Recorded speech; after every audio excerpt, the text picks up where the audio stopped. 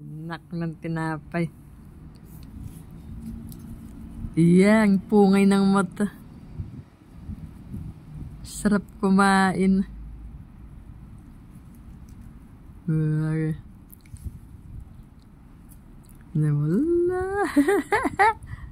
Ang pungay ng mata. Hindi talaga may itlog dyan sa akin.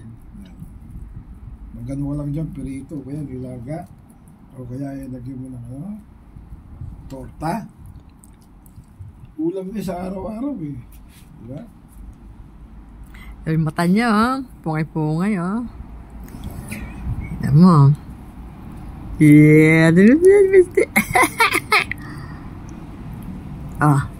Kaya ikaw din. Happy si Misty,